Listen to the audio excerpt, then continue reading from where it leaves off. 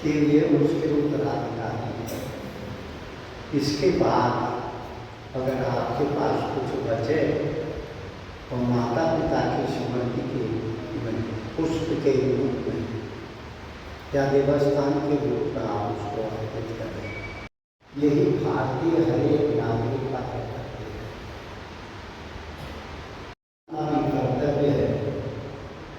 माता पिता के आशीर्वाद से अपनी संतान के पालन पोषण की जो आप उनके पुत्र और राम के लिए वनवास नवपंच वर्षाणी दंडकार में मासिका और मेरा पुत्र भरत जो है उसको राज्य ये कथा आप मानस के द्वारा इसको दोहराने की आवश्यकता नहीं। इसीलिए राम को हम रामों के भगवान धर्म के रूप में स्वीकार करते हैं। राम धर्म की साक्षात मूर्ति है या हमारी बात की राम का चरित्र मर्यादित है। राम का चरित्र संसार के लोगों के लिए मार्गदर्शन है। अगर राम की कोई बात को हम थोड़ी भी जीवन में उतार दें हमारा जीवन सार्थक हो। तो उन्होंने जब समाचार सुना माता के मुँह से संसार में जितने भी झगड़े होते हैं संपत्ति को लेकर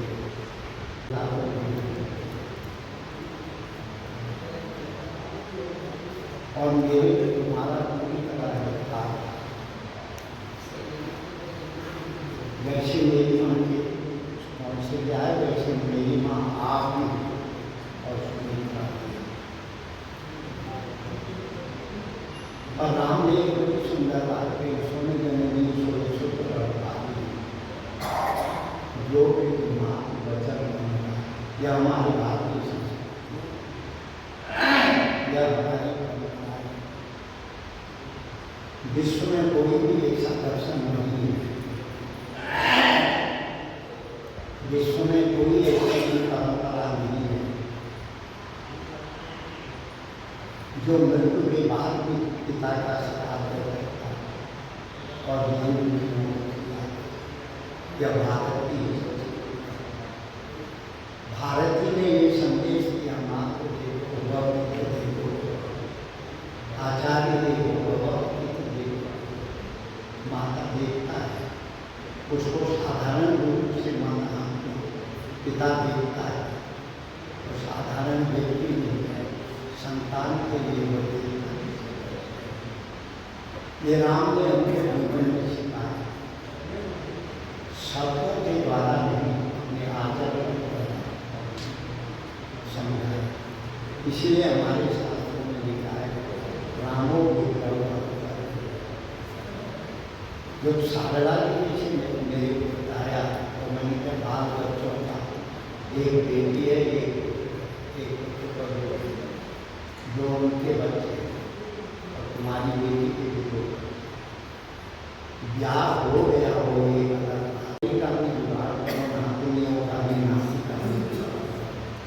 इसके बाद तुम्हारे पास कुछ बचता हो तो मंदिर बनाओ इससे बड़ा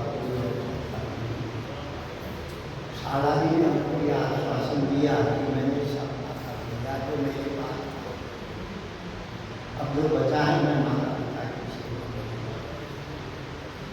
तो उनकी यह भावना ही आदि शासन और मंदिर के रूप में आने वाले समय में यह मंदिर सिर्फ देव मंदिर नहीं होगा यह संस्कार का भी एक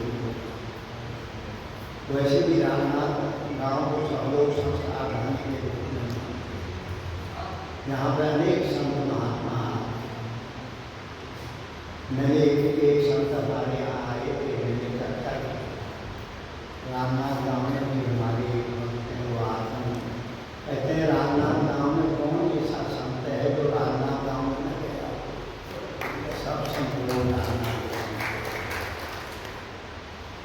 देखिए छत्तीसगढ़ की जनता बहुत सरल और बहुत भावुक है, इसमें छल कपट नहीं।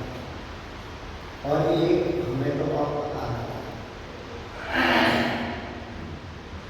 कौशल देश की चर्चा आती है पर किसी क्षेत्र की चर्चा नहीं आती है। पर ये जब हमने पढ़ा वो कौशल देश और दूसरा बोली थी जो छत्तीसगढ़ का ही क्षेत्र और अभी राम मंदिर का भव्य मंदिर बना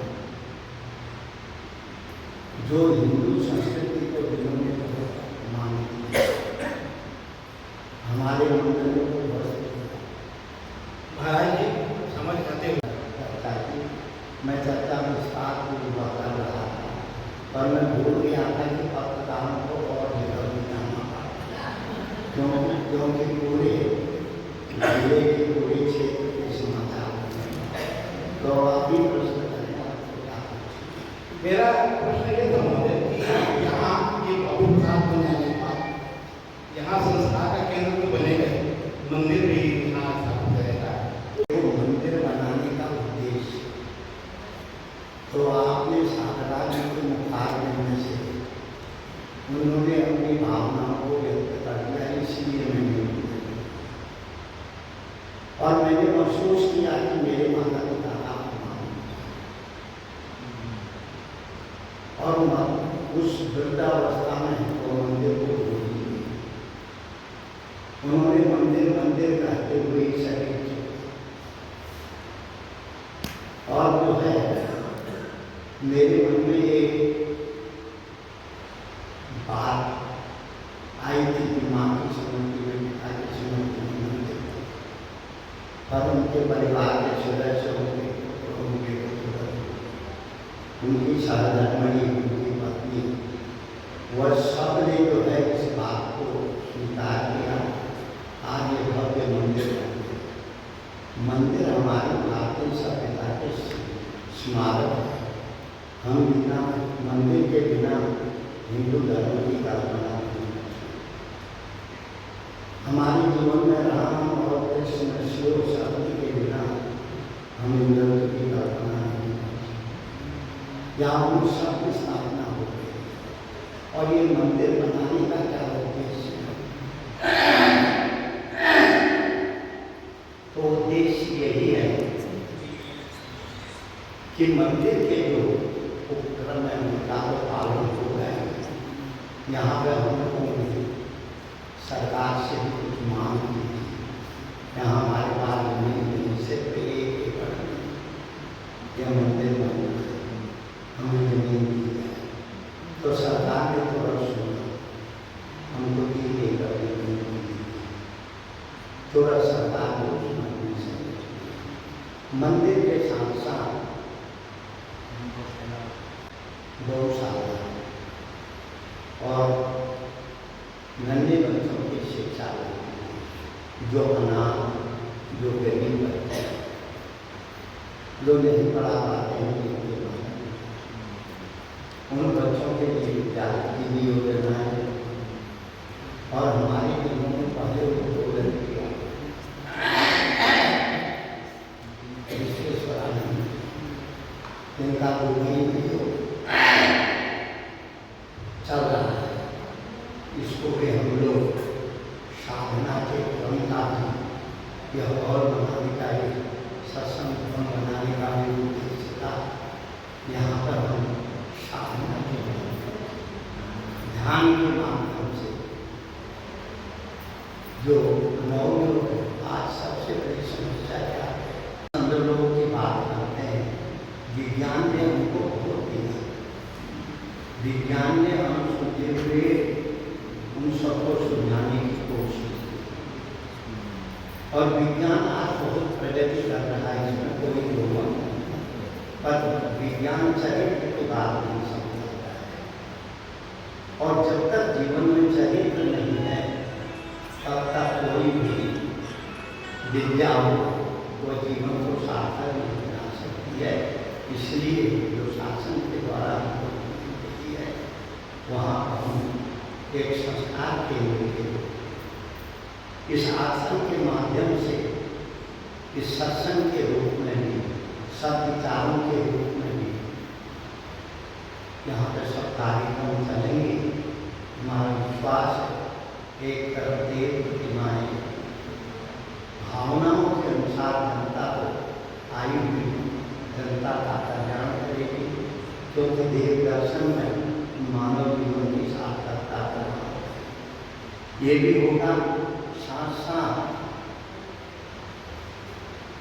विद्या के माध्यम से समाज के जो अपेक्षित वर्ग है, गरीब वर्ग है, हम उसको विभाजन नहीं करते, हम उसको अनेक वर्ण में उसको खंड नहीं करते। कोई भी हो सकता है, जिसको आज हम पिछड़ा वर्ग कहते हैं शासन की भाषा में, वो अगला वर्ग भी जो है पिछड़ा वर्ग हो सकता है, गरीब हर कोई हो सकता है।